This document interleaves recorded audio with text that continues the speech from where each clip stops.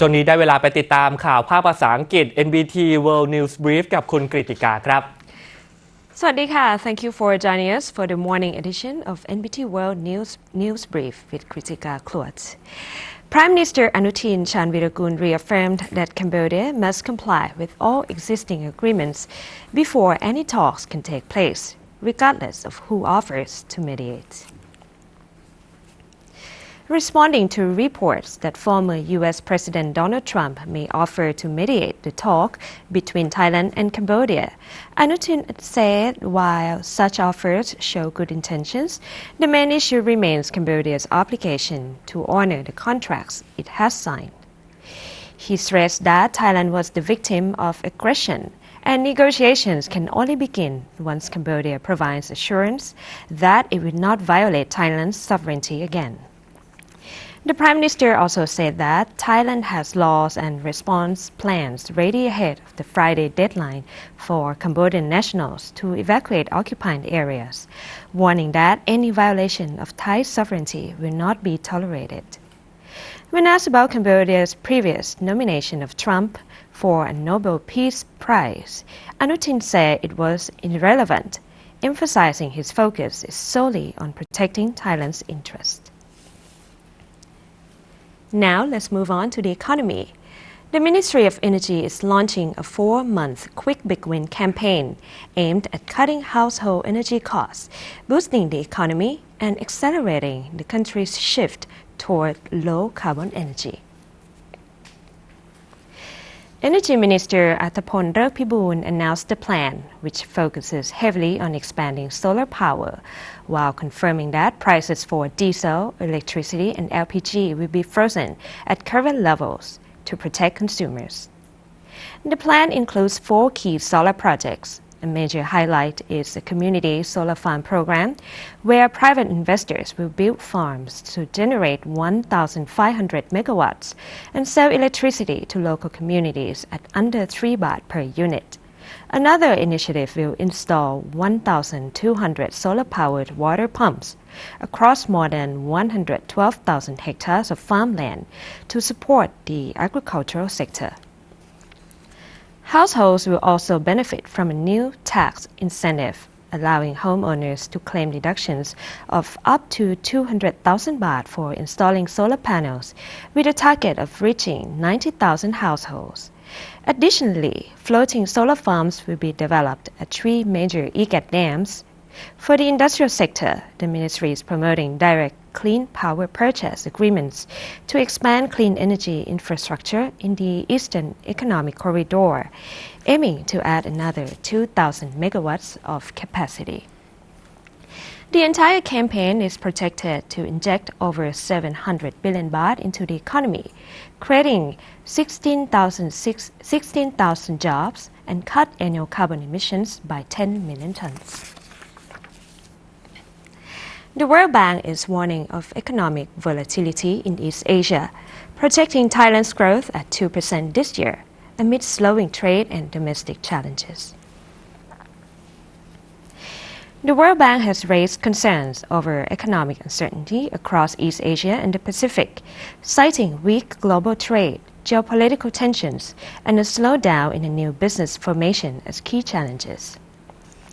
According to the World Bank's October 2025 outlook, regional growth is expected to slow to 4.8%, down from 5% in 2024.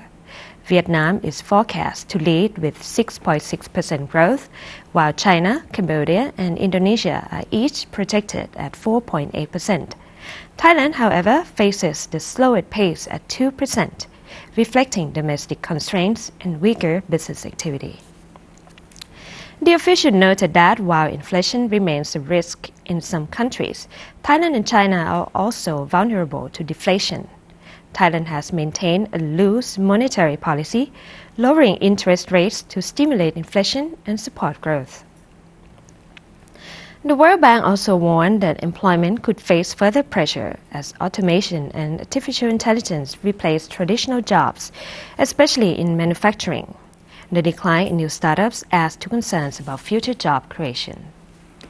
For Thailand, the bank stressed the importance of structural reforms in labor markets, science-focused education, and reintegration of informal workers to meet the challenges of a shifting economic landscape.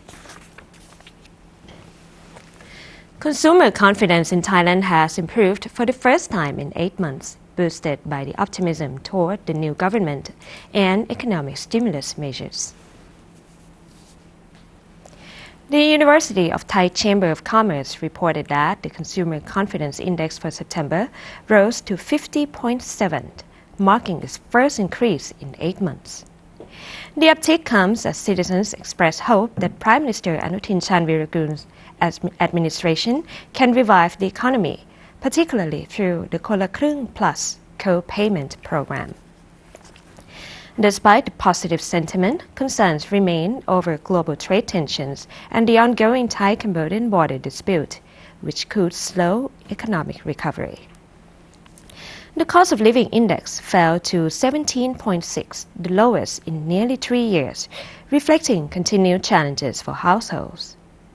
Meanwhile, the Thai Chamber of Commerce Confidence Index, which gauges business sentiment across the country, declined for the 8th consecutive month to 44.0, below the neutral 50-point level.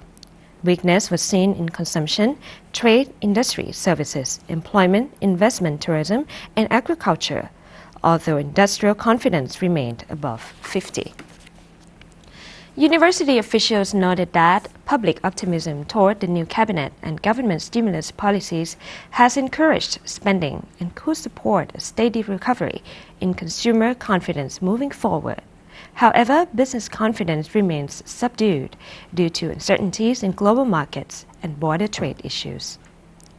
Analysts expect that if stimulus measures like Kola Krung continue, the economy could begin to recover in the fourth quarter, even as technical deflation persists.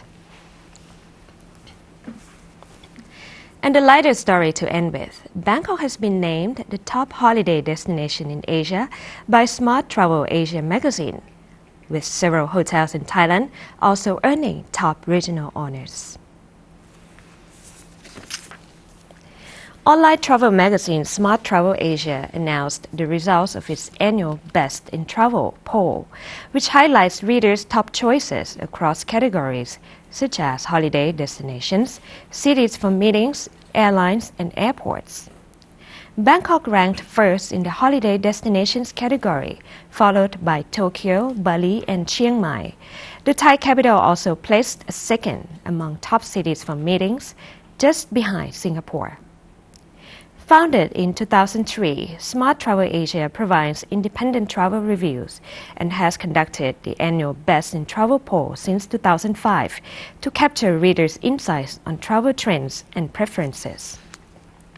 According to the poll, respondents took an average of 12 flights over the past year. Younger travelers embraced contactless innovations, while baby boomers and Gen Xers favored traditional experiences and familiar destinations. The magazine noted that Thailand initially lost some votes amid tensions along the Cambodian border, but later saw a strong recovery. Meanwhile, several Thai hotels also earned top honors in their categories.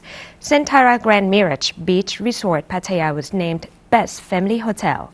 Dusit Thani Bangkok received the title of Best New Hotel. The Ritz-Carlton Bangkok won Best Business Meetings Hotel.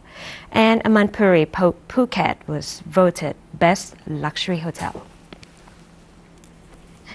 That wraps up our morning edition of NBT World Brief.